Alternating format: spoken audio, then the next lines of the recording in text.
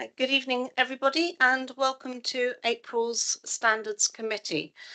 If I could ask our Democratic Services Officer, please read out our housekeeping notes. Thank you.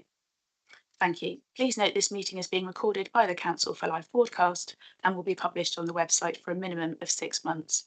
For those in the room, please note if the fire alarm sounds, please exit the building by way of the nearest available signed fire exit route and make your way to the assembly point, which is in the front car park of this building. Finally, please ensure background noise is kept to a minimum, mobile phones and other devices are turned off or switched to silent for the duration of the meeting. For those in the room, this includes turning off microphones and turning the volume down on your laptops. Thank you. Thank you. I'd like to welcome everybody, and particularly the people watching at home. I have to my left Councillor Armstrong, Councillor Rampton and Councillor Walters. To my right, Councillor Connolly and Councillor Nanovo, my monitoring officer, Janie Berry, and my vice chairman here, Councillor Chapman-Law. Councillor Rampton is here tonight, new to the committee, and she is taking the place of Councillor May Haynes, who has sadly resigned as councillor. I'd like to take this opportunity to pay tribute to Councillor Haynes. She was a superb member of this committee. She was very valued in her decision-making process. She was very measured, always non-partisan and unbiased. She made a great contribution, and we shall miss her very much. But we welcome Councillor Rampton, and I'd also like to welcome our independent persons, Mr. Ian Sibley and Mr. Paul Cashmore, to tonight's meeting as well. They're here to ensure that we follow due process and that any decisions that we make are by the book. Thank you. I'd also just like to remind members, please, that we are in the pre-election period. So please be mindful of that in the comments that you make. And as always with standards, we remain unpolitical. Thank you very much. I shall now ask the Democratic Services Officer, please, for any apologies that we might have. Thank you. Yes, we had an apology from Councillor Broadhead, and Councillor Rampton is here for Councillor Broadhead today. Thank you. Thank you very much. So that covers our substitute members as well. Are there any declarations of interest that members wish to make? And if so, please could you advise what action you wish to take? No? Good. So we have no declarations of interest. So I'll move to agenda item number 4, which is the minutes. Please could I have a proposer and a seconder for the minutes of the last meeting? Thank you, Councillor Walters, and a seconder. Thank you, Councillor Armstrong. Item number 5 is public issues. Are there any public questions, statements or petitions submitted? No, there are no public issues for this meeting. Thank you very much. So we'll move on to agenda item 6, which is a report on dispensations granted from January 2024 to March 2024. Please could I ask the monitoring officer to present the report on dispensations made by councillors, granted to councillors. Thank you. Thank you, Chair. Under the provisions of the Constitution, I, in my capacity as the monitoring officer, have the ability to consider all requests for dispensations as and when they arise. I feel that it's it is correct and transparent to report these, even though they're retrospective to this committee, so that there is a public record of the dispensations which have been granted. As the report indicates, all requests for dispensations must be received in writing with reasons as to why the particular member or members feel that they require a dispensation in order to participate in the meeting. If you do not have a dispensation, in some circumstances, as detailed within the Code of Conduct, which appears at section 6 of the Constitution, you would have to declare an interest, you would have to leave the room, you would not be able to participate in debate or vote on the matter in question. Since January to the date that I submitted this report, there have been a number of instances, as detailed within the report, which have required me to grant dispensations. Primarily, they related to some members of the Children's Services Overview and Scrutiny Committee who've been debating the safety valve and EHCPs. And it was felt prudent that in order for a full and frank debate to occur and also not to impact on quoracy of the meeting, that dispensations were granted. As members will also be aware, there was a need to grant dispensations in respect of budget setting. And as the report details at paragraph 5 and again at paragraph 6, dispensations were granted to councillors to enable full and frank consideration of the medium-term financial plan, which included council tax setting. Again, Chair, I've brought this report for noting, and it is for transparency reasons, that it is my professional intention that when a dispensation is granted, they will be brought retrospectively in the public section of this meeting for awareness.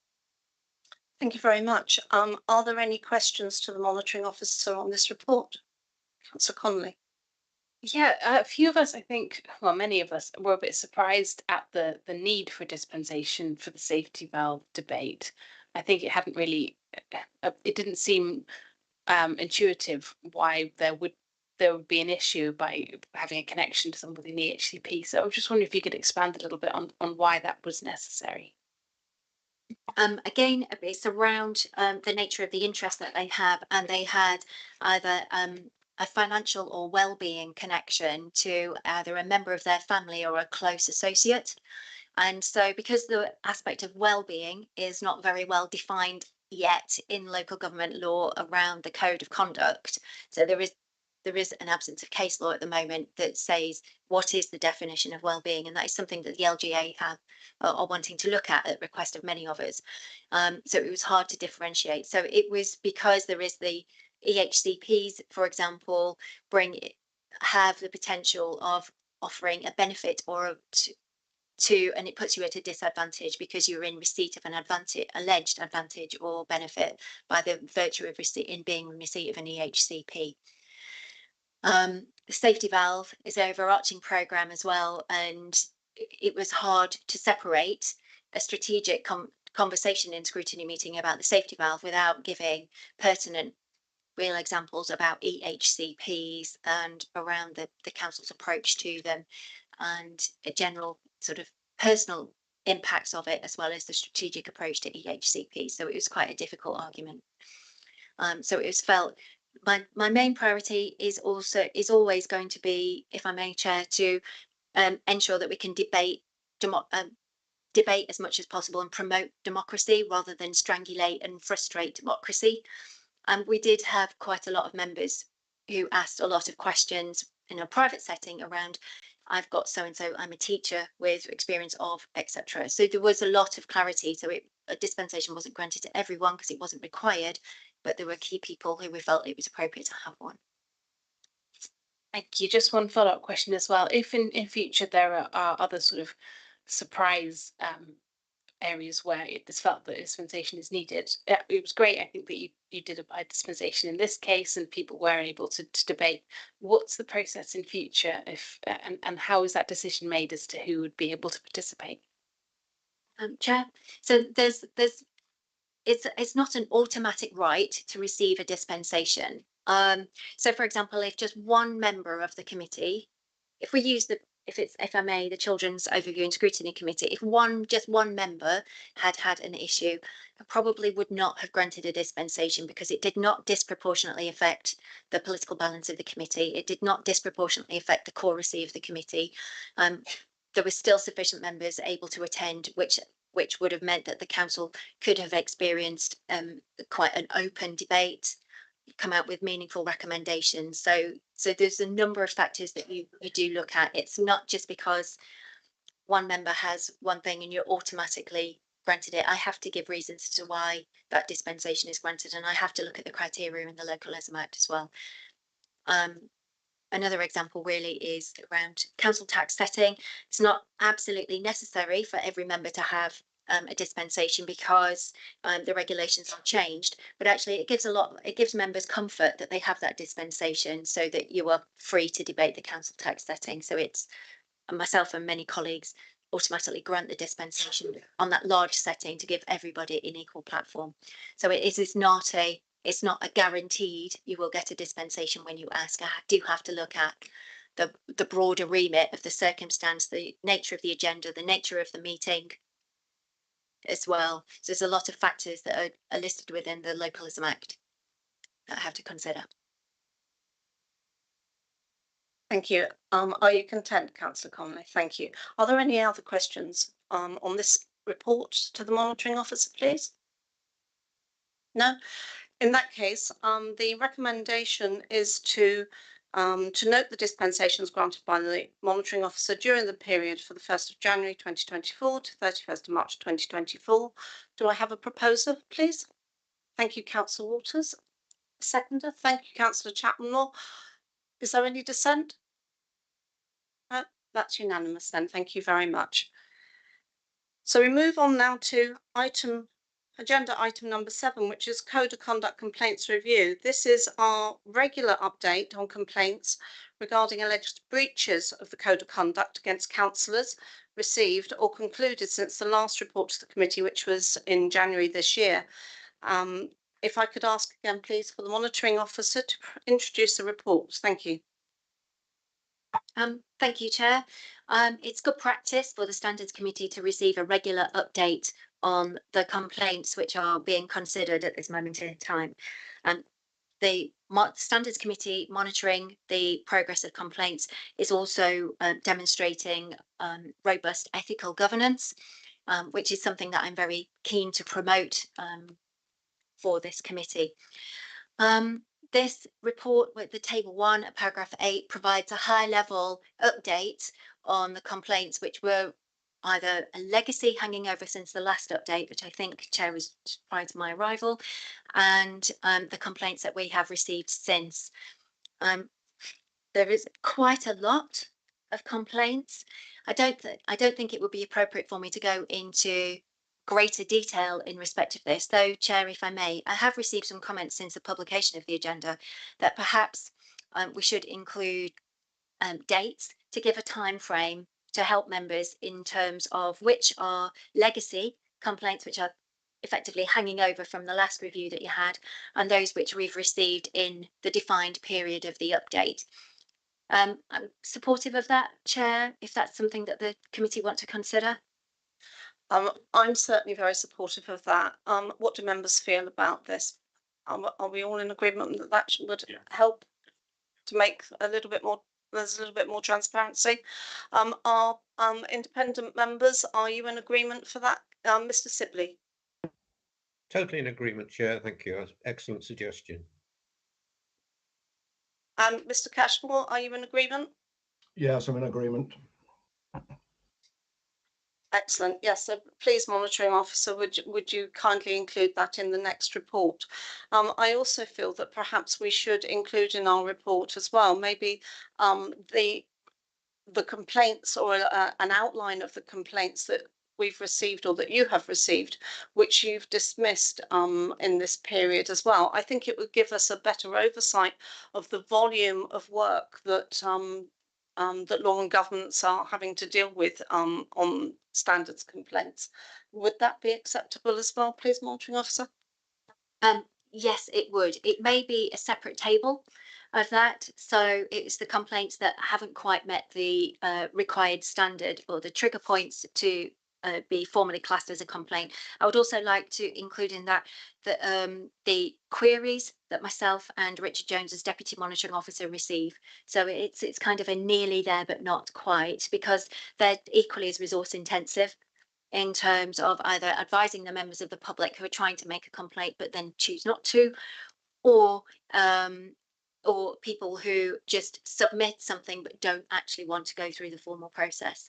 So it does again give an indicator of the workload of this committee, and also it gives an indicator on our ethical governance health. And we do need to report that going forward in our annual report to council. I know that's something that's on your work programme, Chair, but we need to make that annual report as meaningful as possible and as transparent as possible in terms of the ethical governance of the council. So yes, I'm very much in agreement with that, Chair. Excellent, thank you. Members of the committee, do you have any comments to make on that or any other further requirements? Yes, Councillor Armstrong. Thank you, Chair. It's with regards to, there's a couple of mentions where it says subject councillor requested response to complaint. I'm just wondering if you could say a bit more about what that means, and is there a time frame attached to when councillors should be responding? And also a final kind of link to that is TPC 011 Town and Parish Council complaint, which has been closed, but it says further information now received, complaint therefore closed as incomplete. I just wondered, was that information coming from the councillor or from the complainant, or just a bit more clarity? Thank you. Yeah, thank you.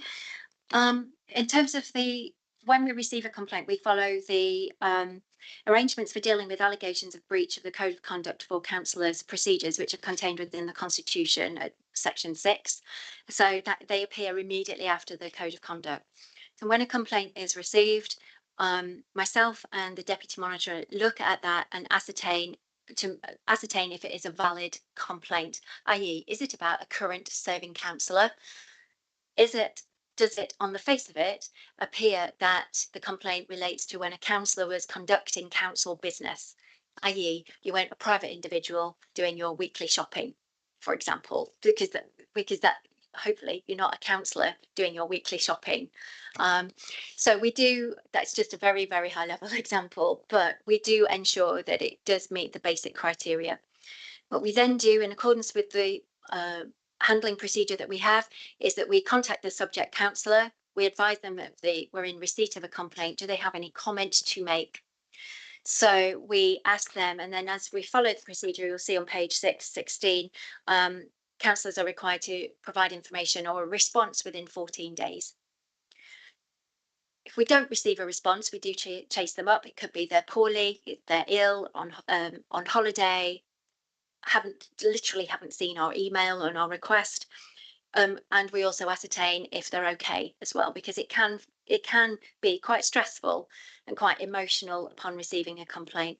So if we haven't heard anything, we do become slightly concerned, and just to make sure everything is okay. Once we've received something, then in accordance with the procedure, we then refer it to the Chair of Standards Committee in accordance with the procedures that we have, and those are set up in conjunction with the Chair of Standards Committee to ensure that she is available, and all members of the committee are invited to that consultation meeting, and the Chair then takes the opportunity to consult with yourselves as members of the committee, but very importantly with our independent persons. And the Chair is required to seek advice as a minimum from our independent persons before adjudicating on the next steps for that complaint, which are all detailed within the procedure.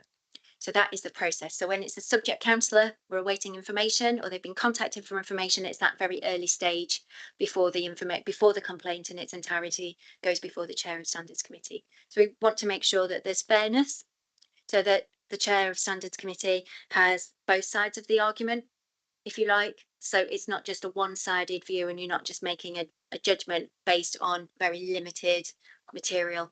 And what we often find as well is that the subject councillors provide us with a fuller picture, or the complainant didn't provide you with this X, Y, and Z, which is the next steps in the story, for example.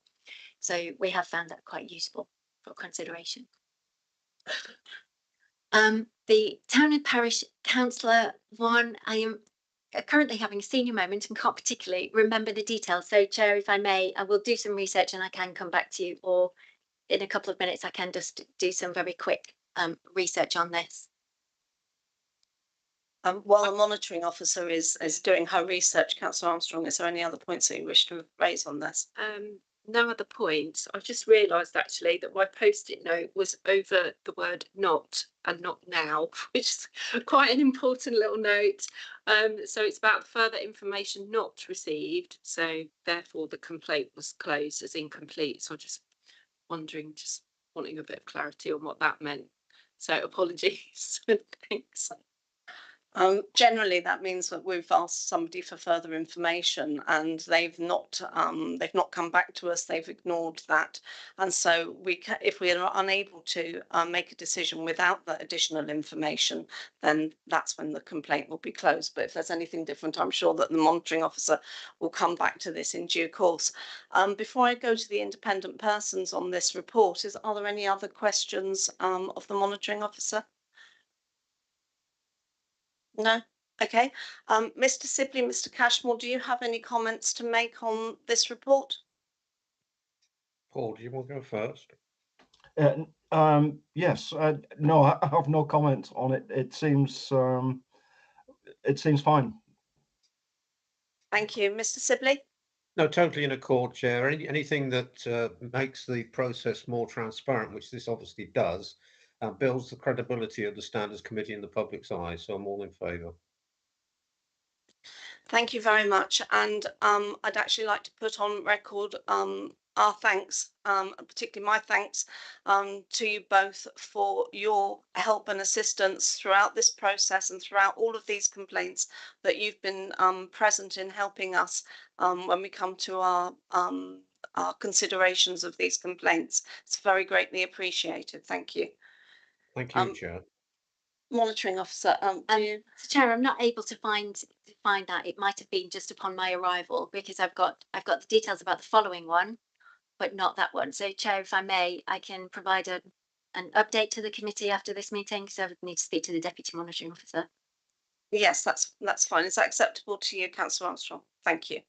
Okay. Are there any further questions or comments to make on this report?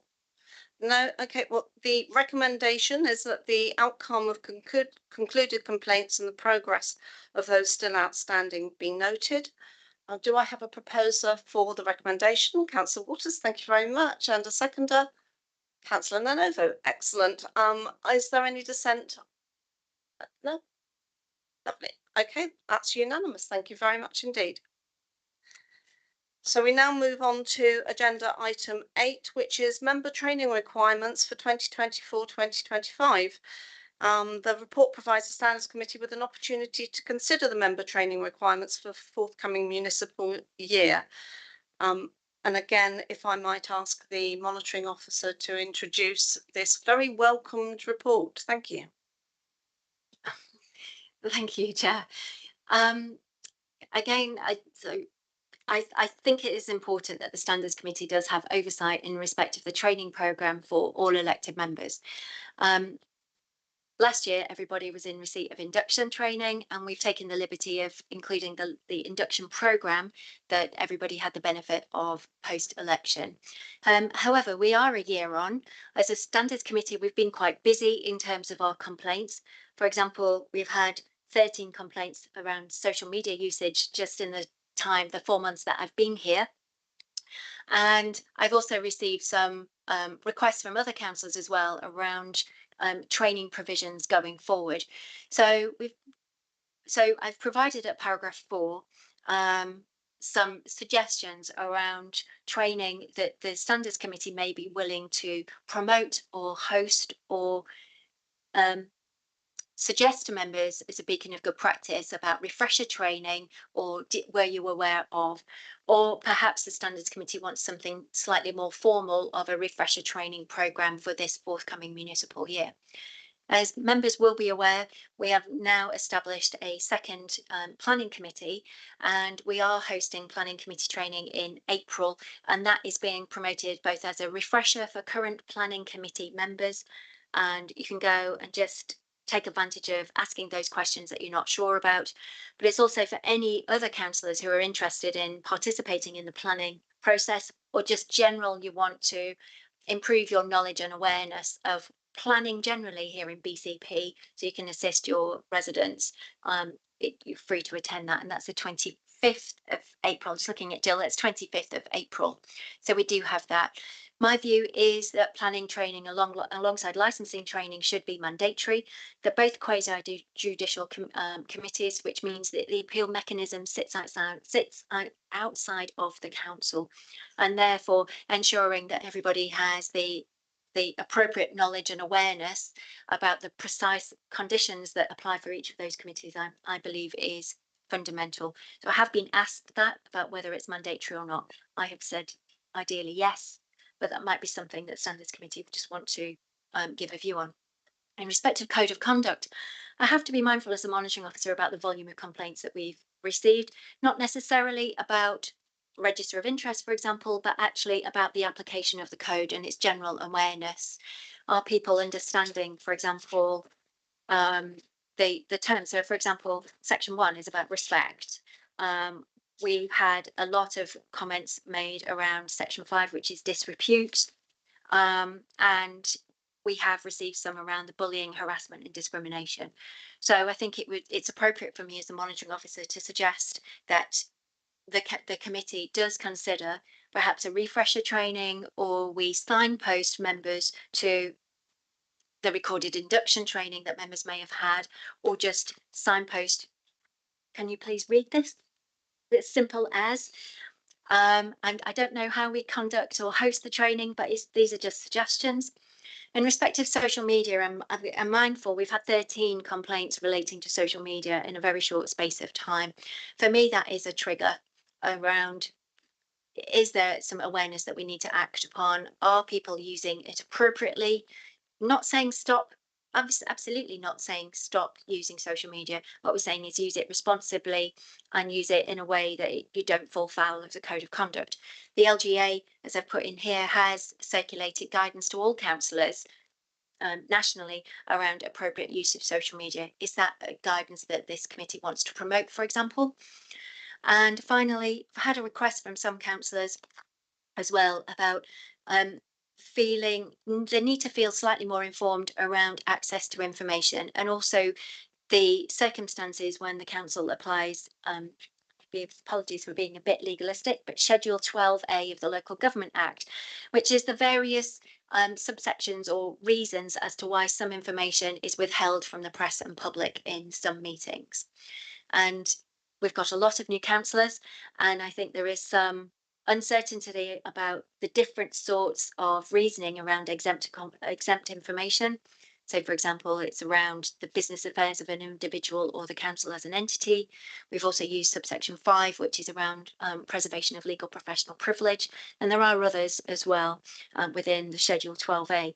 So I have received a suggestion around, should we provide a little bit more transparent, a bit more education around that, and that would then involve information training around access to information and a common law principle called need to know, which is also not widely understood. There's some details in the Constitution.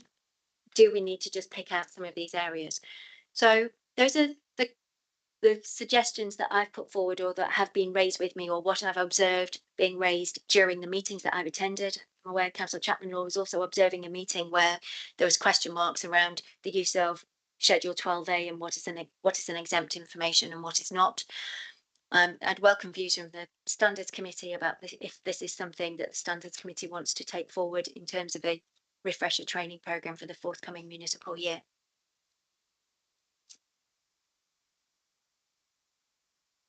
Chair, I think that's it. There's also, I probably should just put it out there, but you know, is there an awareness of the Constitution? Do we need to go back? I'm conscious that Councillor Connolly is chair of the Constitution Working Group, but is there something about the purpose of the Constitution, the role it has, how to read it? You should never read a Constitution from start to finish. You should always use it as a resource book. And yes, a dictionary, or those who remember Encyclopedia Britannica, you dip in, you dip out. Thank you. A Constitution, it should always be a toolkit to keep you safe and promote your activity. It should never be a thorn in your side or a stick to beat you with. It's not designed to frustrate or prevent you from doing something. It's supposed to promote you doing things in the right way, safely, and you know, without falling foul of any legislation or rules. So it's just a general query about, is there something on the Constitution? But that might be something, apologies, Councillor Connolly, but with your other hat on for Chair of Constitution Working Group, might want to consider.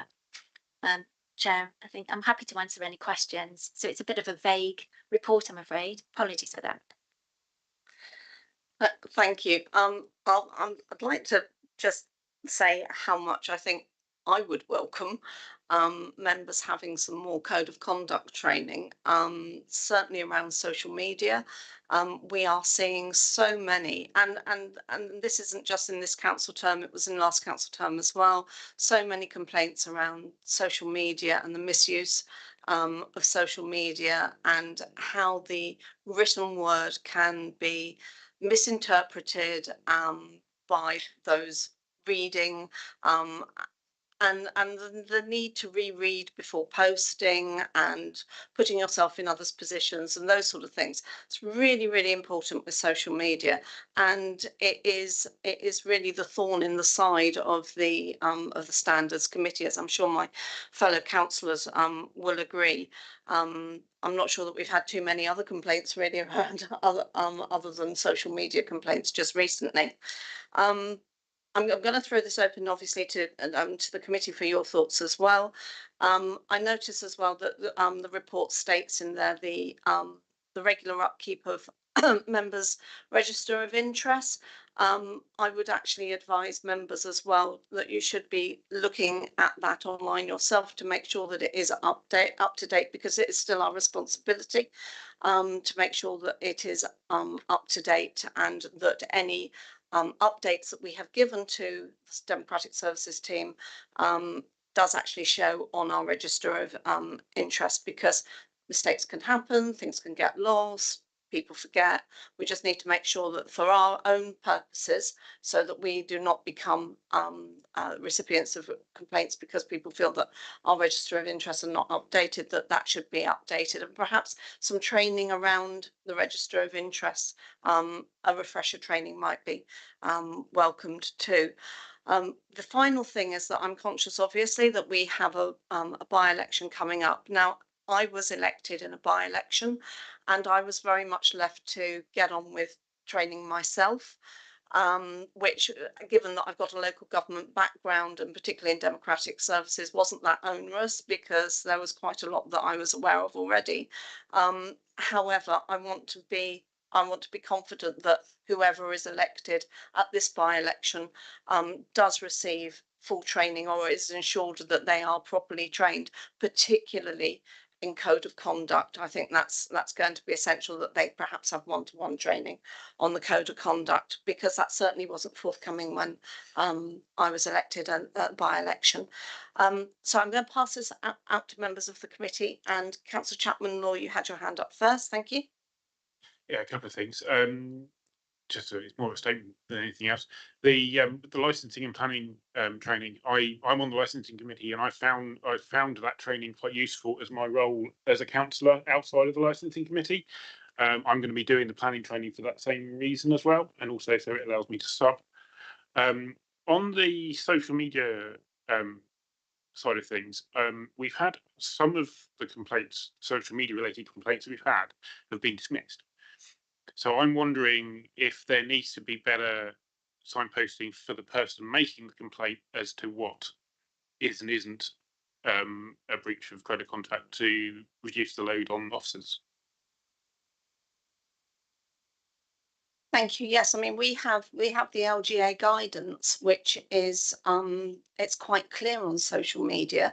I think it's very informative. The code of conduct was published, and then the guidance came out about, I think it was about 6 months later, I seem to remember, when everybody was waiting for it, because it changed the on the new code of conduct. It changed the onus on social media. So whether that would be useful to actually have that section of LGA guidance within on the website, so that members of the public can see. I think that's a very good idea. Councillor Chapman-Law. Does anybody else have any comments, please? Councillor Rampton. Yeah, thank you. It's a question about the planning training. Because I'm not quite clear if that includes people who are trained sons who had the training but are not substantive member of the planning committee but might wish to be in future. So you've had that training. Do you need to do this refresher training? Because speaking for myself, I'm not available on that date, and there's only one date available at this stage. Chair, I'm always going to say, if you can avail yourself and participate in the training, that's always great. I think we're going to record the training as well. And I think, as we say in the report, there is a members training platform. So I think it's Richard's intention that hopefully the recording of the training can go on there so that members can access it in your own time if you're not able to. I think if you're a substitute, it's important that you've received the training just as much as if you're a full standing member of the planning committee. If you've only recently been trained last year and you're a substitute and you can't attend, but you've still had the training, so it would still be valid. So as long as you have had some recent training, that's absolutely fine. But I think what we want to do as well is just really make more access of the training platforms that is available to members, which is where the recordings are, where the induction, I'm told by Richard, where the induction material is. And it may be part of standards committee that we want to look at the content of that platform, because it may be that you want to, the committee may have some observations about that platform. Is it being widely used? Is it easy to access? Can there be different content on there? Can there be more content on there? So Councillor Rampton, it may be that we can, or the Standards Committee Chair may have a view on that platform, but we will try and record that and make it available for you. Thank you. And can I just ask on that, how is that sort of monitored, that people have undertaken that training in their own time? Who checks it? But I'd like to say that we do work on trust, and that if it's available to you and you're a substitute or you're appointed to that committee, as an officer, we would presume that you've availed yourself of the training and it is working on the etiquette of trust, and that it's responsibility and it's all about the public decision making. So therefore you would have taken the time to train on it. The Standards Committee, however, may want something more. So you may want to register, for example, more retained register of interest, register of attendance. It may be that you may qualify for a certificate if you've done it, a bit like on Skillsgate, where if you've done the mandatory training, you get a certificate. So I personally don't have access to the members training platform just yet, but it may be the Standards Committee wants something slightly more official about ensuring that something's been done. I don't think, if Chair, it's for me to say, because I work on trust that we all work together. Well, I'm gonna bring the cat out the bag here because when I was Deputy Monitoring Officer District, we actually presented reports on members training, and it was almost, and it was probably a bit hard because it was name and shame of which members had attended the training and which hadn't, because we wanted to ensure, for example, that everybody had had the planning training who were on planning committee, so that we could actually prove that to members of the public that all the people that were there were trained. So for the quasi-judicial committees particularly, it was essential that we could actually prove that the people that were making those decisions had had the adequate training. So we did produce reports to show which members had attended which training. Now, obviously, with Skillgate, we've also got that availability to do that, and it might actually put the pressure on the 20% of people. And I know I haven't done the last one, and I really should, and I'm sure that there are others who haven't as well. But we really need to put the pressure on people to ensure that that mandatory training at least is done. And I think the code of conduct, it should be recorded for those people that have undertaken that training, so that we can actually show the members of the public how seriously we do take code of conduct issues. So perhaps that's something that could be considered by the monitoring officer, although I would imagine that there's going to be a number of councillors that are going to hate me for saying that. In response, Chair, it is within the terms of reference of this committee that the Standards Committee has responsibility for ensuring that appropriate advice and training is provided to councillors in respect of ethical governance and the code of conduct. There is nothing to stop this committee, as part of your work programme, having a review of the mandatory training that has been undertaken, particularly in areas where we could be exposed to litigation. So that's information governance, that's how we control our data, how we keep our information safe. Again, there are certain aspects of the code of conduct that you could be liable for criminal prosecution, failure to disclose a disclosable pecuniary interest, for example, and that is an automatic referral to the to the police. And so there is, I have experienced this before, where every 6 months a register of training is formally brought in a public meeting at the Standards Committee and reviewed around attendance, around take up and monitoring. So it would fall within the terms of reference of the Standards Committee if that is something that the Standards Committee wanted to do as part of its work programme going forward. What are your thoughts on that, members? Do you think we're being too draconian, or do you think we're missing an opportunity here to ensure that our members are properly trained? Councillor Waters. I'd be keen for that to come forward to us every 6 months. What I would say though is that if we're recording the people who attend these trainings, it would also be worth us knowing if I think it's SharePoint where all these trainings are hosted, if there is a reporting tool that shows who hasn't watched them, so that we can add them to the list of people who have completed the training, even if they weren't in the room. Thank you. Councillor Chapman-Law. Yeah, I think group leaders have access to the training log for Skillgate and Meta Compliance.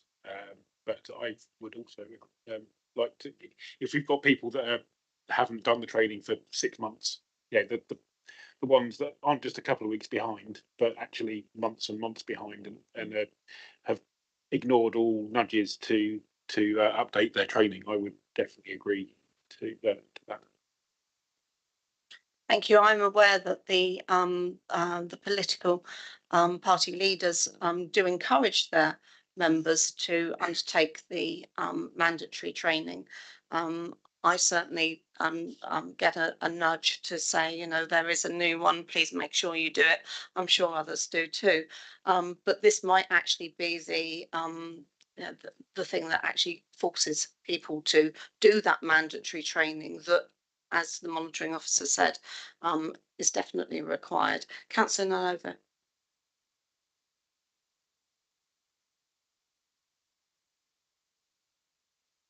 Sorry about that. Declarations of interest, pecuniary interest in particular. I personally didn't realise how serious that was. And now that I do know, I think more emphasis should be placed on that, because it's, you know, there was so much training last year, all together, one after the other, that it was an awful lot of information to take in, and easy to miss things if there's not, you know, emphasis put on them. Some things are probably much more important for people to know than others. Thank you. Yes, I agree particularly on that, because as part of the code of conduct training, we only really touch on that, and quite often we will, and we've had the code of conduct training, and it might even be around the same time as the 28 days when we're due to put as new members come in, when members are supposed to be filling in those forms. Now, for members that aren't aware, when it comes to your address or the property, I mean, that's a big one, because members quite often will think that, oh well, it's only if I own the place, if I have a mortgage, and don't realise that actually it's if you rent as well. So it's these things that can lead to confusion, and the last thing that we want is members being in breach of that element of the code of conduct, because it is a criminal offence when it comes to declarations of pecuniary interest. So, especially, as I said again, with the by-election coming up, I'd like to make sure that our new councillor is assisted and made aware of exactly what is required of those declarations of interest. I think that's very important to give them that assistance. But again, perhaps we could reiterate that if we're going to have a refresher of code of conduct training, and incorporating the social media, whether we do that as a separate element to the training or whether we do it as a combined training. Does anybody else have any comments on this before I ask the independent persons? Yes, Councillor Connolly. Yeah, so just to say, as monitoring officer said, with my chair of the Constitution Review Working Group hat on as well, I have some views on this, and this is something I think we should take forward. So I'll say it here as well as there, that I think there was a huge amount of induction training at the beginning, and it was very good, and there was a lot of it. But as a result of the quantity of it, it was it was quite high level, but also a bit too detailed for someone who hadn't actually been a councillor before to really fully understand.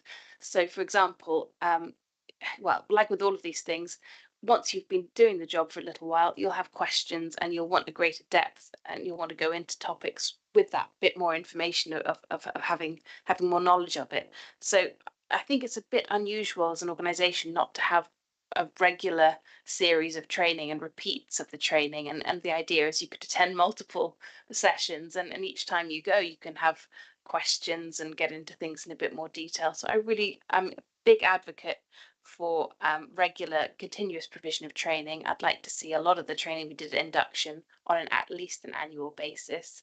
I think essential for code of conduct. I'm very supportive of everything that's been said before, but I think it should be on all of the topics.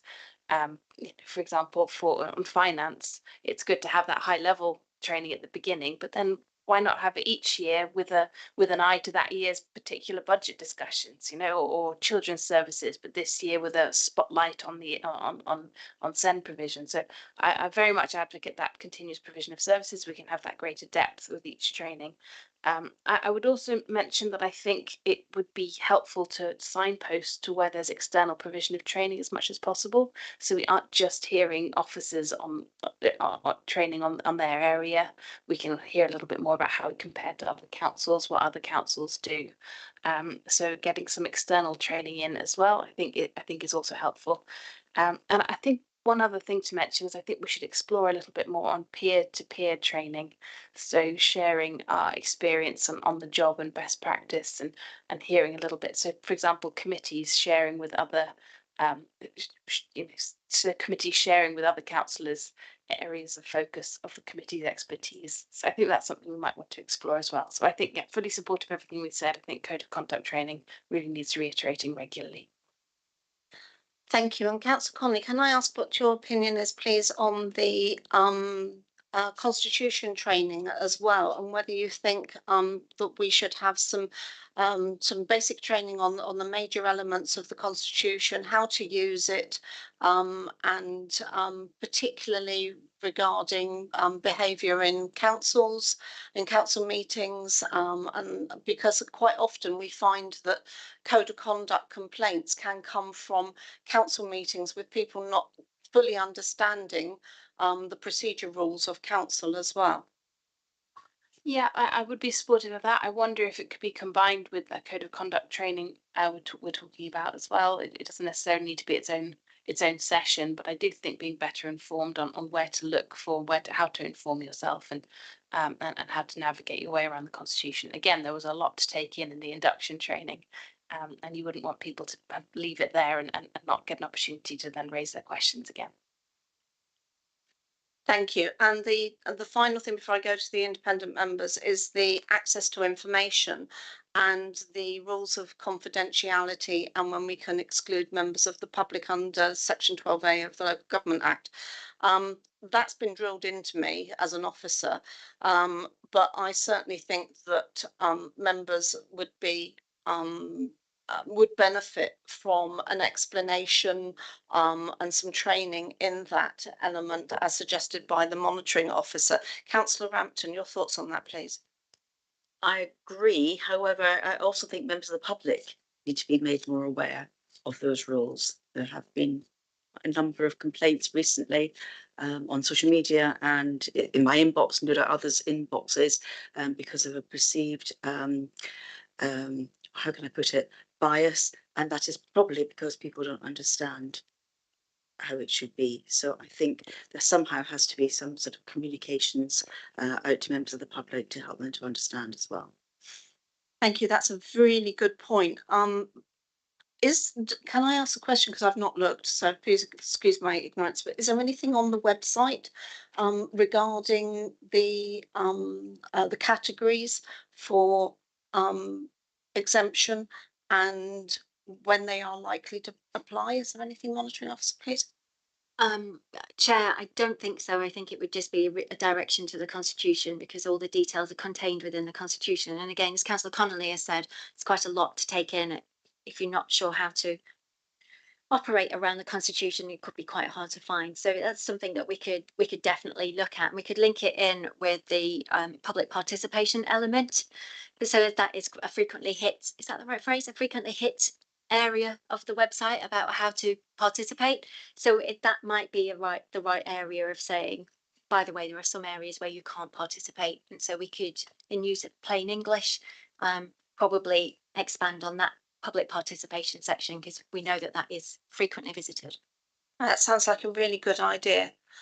Councillor Waters, you want to come in on this? Yeah, just say that is a really good idea in terms of educating the public on those rules. What I would say is that yes, the link to the constitution, it is very complex. I think if we are going to be doing education on the way that the council works, I'd love to see like a 30-second, 60-second, 2-minute long video that succinctly explains these points so that we can give it to people and not expect them to have to read through a bunch of lingo. I think that would be the easiest way for people to understand it. If there is such a way of summarizing such complex things into short videos. Thank you. I like that. That's also helps people who might have some visual impairment and or accessibility problems. That's a much simpler way to do it rather than putting it. I mean, we could still have it in writing as well, but to have that explanation from our comms team, perhaps to do that short video to explain, that sounds like a really good idea. Thank you. Our independent persons, you have the benefit that you have seen all the complaints that this committee has dealt with since 2019 and realised all the issues that we have. Could I please ask you, and I'll go to Mr. Sibley first, if you have any comments where you feel that training is required to help us as councillors limit the number of complaints that we might receive and ensure that we adhere to good conduct. Thank you. I probably lost count of the number of times that allegations have been referred to for extra training on, particularly on social media, over the years I've been working with the Standards Committee. So anything at all in terms of extra training that would cut down those allegations would be welcomed. I just think it's such a wide media. It's very subjective, but we've got to try. And I think, for one, I'd be quite interested in, if it's within the rules, getting involved with the sitting as an observer of the training in particular in social media. I'm getting the nod from the monitoring officer, so yes, I'm happy to help make that work. That work, and welcomed you to the training as well. Mr. Cashmore, do you have any comments on the training that's required, please? Yeah, just a couple of observations, really. First off, it sounds like what you're proposing is that social media training, especially, would be repeated at regular intervals for councillors. Yeah, as a mandatory issue. Yeah, is that correct? Is that what you're saying? Well, monitoring officer, I'm not sure we can make it mandatory training, can we? We can't make it mandatory, but the Standards Committee may want to express a view on how desirable it is that you participate in social media training regularly. So it's very much the view of, we could express the view of the Standards Committee. Okay. Thank you. My second point was, even if it's not mandatory, if there's regular training from external providers, for instance, have you taken into account the budgetary implications potentially? Yeah, that is certainly an issue, and I think it would be it would be the exception rather than the rule, and we'd look to train internally. But what we might be able to do is something that I've seen done in the past, which is a reciprocal arrangement with other councillors, other councils, so that we can bring in different councils' perspectives from the officer's point of view. So that might be something that, you know, might not have such a high monetary consequence. So that could be something that we look at. But I think that yes, we do have to be mindful of the fact that we do have budget issues. Training is obviously required, but we will look, I would imagine, internally first before we look externally, and perhaps do some, as Councillor Conley suggested, some peer training as well, which might help. But thank you for that. Members of the committee, are there any other comments? Thank you, Councillor Conley. Yeah, just one comment is I think that what is really helpful in these sorts of training is case studies. So I think that looking at social media training, for example, rather than just here are the guidelines, I think what's really useful is seeing here are some issues that have actually arisen, and have that interaction, and have your opinion, and then maybe peer sharing. I think that is what I would find useful, where possible, to achieve. Thank you. And the LGA does actually provide some anonymised case studies, although I think some of them might be made up as well. But I'm sure that we could incorporate something like that. Thank you. Any other comments, committee members, or our independent persons? No. Okay, so the recommendation is that the Standard Committee advises on the provision of member training for 24-25, and I think that we have successfully analysed that and provided the monitoring officer with some ideas on the way forward for the training, and that we consider adding the review of member training to our work programme for a future review. I'm happy to propose that from the chair. Chair, it's just before you finalise the recommendations, I'm just wondering, so that we don't lose momentum between this meeting and the next one, whether the committee would be willing for example, myself and Richard to work with the chair and vice chair on the committee's behalf in terms of drawing up a proposed programme and just sharing some ideas so that we retain the momentum, just so that we ensure that we touch base with you in drawing up the programme. Would anybody on the committee have objection to that? No? Okay, thank you. In that case, the proposal is amended then. Sorry. As per the monitoring officer's suggestion, again, I'm happy to propose that from the chair. Do I have a seconder, please? Thank you, Councillor Nanovo. Any dissent? Then it's a unanimous decision. Thank you very much indeed. And I believe that brings us to the end of our agenda items. So I would like to thank the committee for your attendance and for your input tonight, to our independent persons, as always, for their wise counsel, and to our officers for their support. Thank you very much, and thank you to you watching at home. Good night.